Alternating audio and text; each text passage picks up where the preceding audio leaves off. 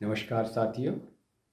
आज मैं आपसे नशे के दुष्प्रभाव एवं नशे की आदत से छुटकारा पाने के संबंध में अपने विचार रखूंगा।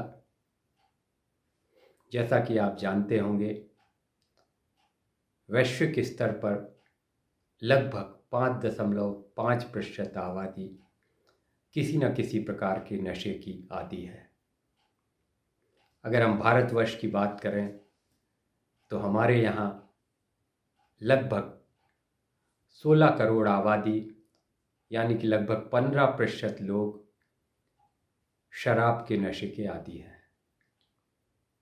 लगभग 2.5 करोड़ लोग अफीम या अफीम से बने पदार्थों का सेवन करते हैं।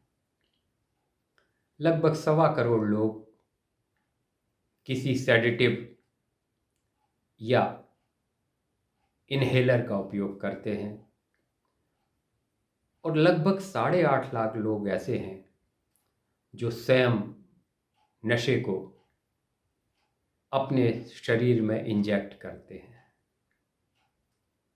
इस प्रकार हम देखें तो हमारे देश की लगभग 18% आबादी किसी न किसी प्रकार के नशे की आदी है।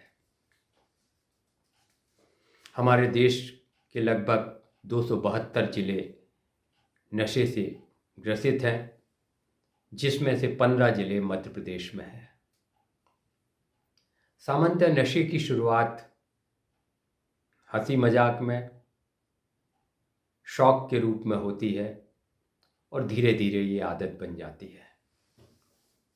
इसके बाद नशा करने वाला व्यक्ति नशा करने के लिए अनगिनत कारण खोज लेता है, परंतु मुख्य रूप से हम उन कारणों को 3 वर्गों में विभाजित कर सकते हैं। पहला कारण भावात्मक कारण, यानी जीवन में शून्यता है, खालीपन है, इसलिए नशा कर रहे हैं। दूसरा शारीरिक कारण, शारीरिक रूप से अधिक मजबूत महसूस करने के लिए नशा कर रहे हैं। तीसरा भावात्मक कारण, हम अपने आत्मविश्वास या आत्मसम्मान को बढ़ाने के लिए नशा कर रहे हैं। नशे की आदत हमारे शरीर पर कई तरह से प्रभाव डालती है। ये हमारे इम्यून सिस्टम को कमज़ोर करती है, हमारे हृदय, किडनी, फेफड़े, लीवर, इनको कमज़ोर करती है।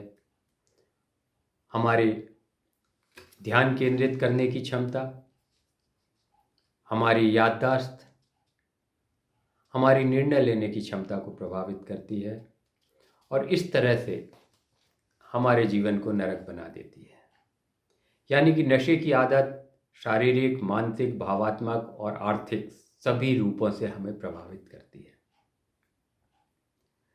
प्रश्न उठता है कि नशे की आदत से बचने के उपाय क्या है। इन उपायों पर चर्चा करने से पहले मैं नशे से संबंधित कुछ तथ्यों पर चर्चा करना चाहूँगा, जो वास्तव में नशे के आदी लोगों पर अध्ययन से ही सामने आए हैं। पहला तथ्य यह है कि नशा करने वाले व्यक्ति की इच्छा शक्ति नशे से मुकाबला करने के मामले में काफ़ी कमज़ोर हो जाती है, यद्यपि अन्य मामलों में वह कमज़ोर नहीं होती है। दूसरा तथ्य यह है कि नशा करने वाला व्यक्ति कई बार डॉक्टर या मनोवैज्ञानिक या परिवार के सदस्यों या मित्र की सलाह के स्थान पर किसी दूसरे नशे करने वाले व्यक्ति की सलाह से, जिसने कि नशा करना अब छोड़ दिया है, उससे ज़्यादा प्रभावित होता है। शायद इसके पीछे कारण ये रहता है कि वह अपने अनुभव के आधार पर अधिक अच्छे से व्यक्ति को समझा सकता है। तीसरा, नशा करने वाला व्यक्ति कभी यह स्वीकार नहीं करता है कि वह इस आदत से पीड़ित है। और चौथा एक बहुत महत्वपूर्ण तथ्य है कि नशा छोड़ने की आदत में अगर हम नशे की डोज कम करने, अकेले में नशा नहीं करने या पार्टी में केवल नशा करने या घर पर ही नशा करने या एक्सरसाइज करने या नशे के प्रकार बदलने जैसे कोई भी उपाय करते हैं, ये कारगर नहीं होते हैं, क्योंकि नशा धीरे धीरे नहीं छूटता है, या तो नशा पूरी तरह से छूटता है या इसकी आदत बनी रहती है। और यह कहना कि मैं तो नशा ओकेजनली करता हूँ सही नहीं है, क्योंकि धीरे धीरे यह आदत बन जाता है। अब प्रश्न उठता है कि नशे की आदत से छुटकारा कैसे पाए। इसके लिए कुछ बातों का होना बहुत जरूरी है। पहला, उस व्यक्ति को, नशा करने वाले व्यक्ति को यह एहसास होना चाहिए कि वह नशे का आदी है और नशे ने उसका जीवन नरक बना दिया है। दूसरा, उसमें यह विश्वास पैदा होना चाहिए कि कोई एक उससे बड़ी शक्ति है, ऐसी शक्ति है जो उसको इस आदत से मुक्ति दिला सकती है। तीसरा, उसमें अपनी गलतियों के लिए स्वीकार्यता का भाव आना चाहिए। और चौथा, उसमें उन लोगों के से माफ़ी मांगने का भाव आना चाहिए जिनको उसने नशे की हालत में मानसिक शारीरिक रूप से कष्ट पहुंचाया है।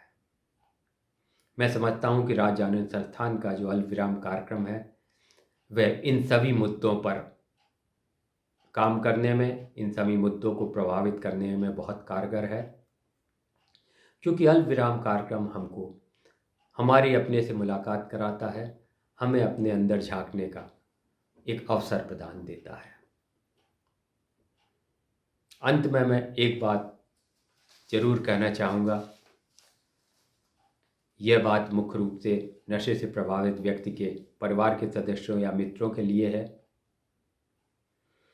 आपने देखा होगा कि हम लोग कैंसर या ऐसी किसी गंभीर बीमारी से पीड़ित व्यक्ति के साथ में बड़ा सहानुभूतिपूर्वक व्यवहार करते हैं, उससे हम आहत नहीं होते हैं, परंतु हम नशा करने वाले व्यक्ति के साथ ऐसा नहीं करते हैं।